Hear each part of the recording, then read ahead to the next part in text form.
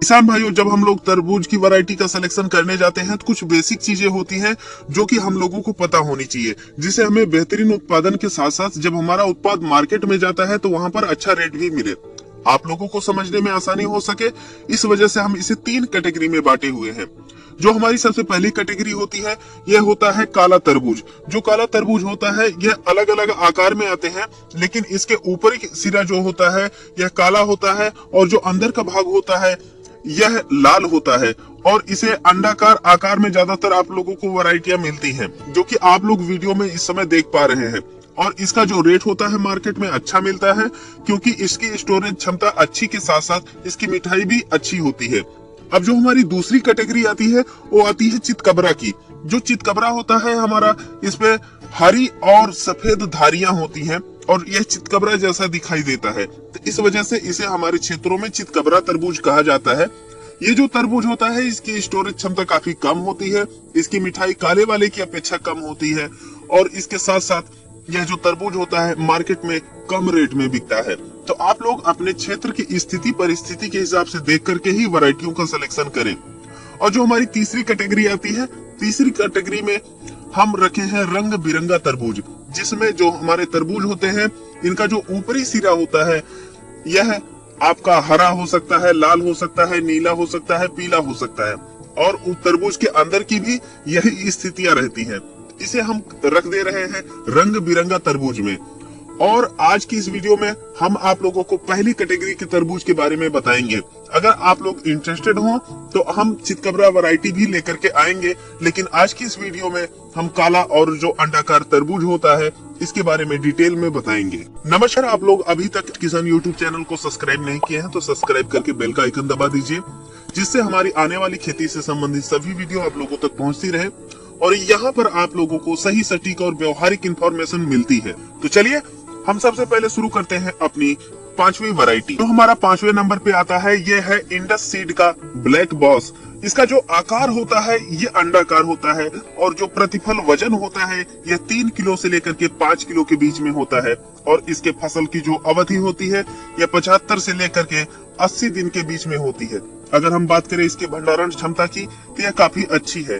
अगर आप चाहते हैं तो आप इंडस सीड के ब्लैक बॉस वैरायटी को लगा सकते हैं, ये काफी अच्छा है। और हमारा चौथे नंबर पे आता है बाहुबली सीमन कंपनी का।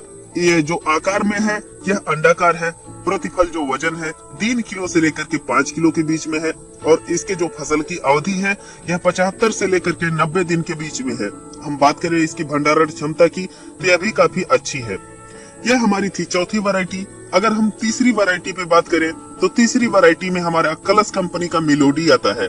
इसका जो आकार होता है ये अंडाकार होता है, जो प्रतिफल वजन होता है 3 किलो से लेकर के 5 किलो के बीच में होता है। अगर हम बात करें इसकी फसल की अवधि तो यह 60 से 70 दिन है। इसकी भी भंडारण क्षमता काफी अच्छी है। तो यह जो हमारी थी तीसरी वैरायटी थी। दूसरे नंबर पे हमारी है ननहेम्स की मैक्स। इसका जो आकार होता है ये भी अंडाकार होता है, प्रतिफल जो वजन होता है यह 2 किलो से लेकर के 5 किलो के बीच में होता है।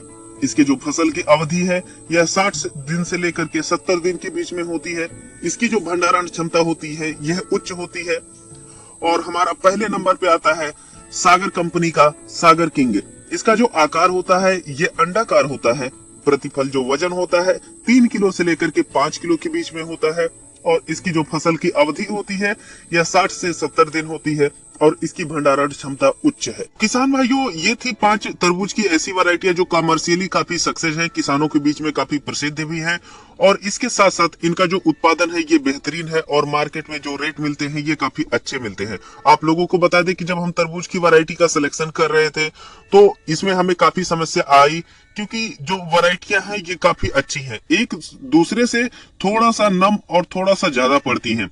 हम जो पिछले साल खेती किए थे वो किए थे सागर किंग का और ननहेम्स का मैक्स। ये दोनों वैरायटियां हम लगा चुके हैं, लेकिन अब की बार जो हम खेती करेंगे यह सागर किंग ननहेम्स मैक्स तो लगाएंगे ही, लेकिन इसके साथ साथ इंडस या बाहुबली या कलश की मिलोडी भी हम अब की बार ट्राई करेंगे, क्योंकि यह भी वैरायटियां काफी अच्छी हैं और किसानों के बीच में अच्छे से चल रही हैं।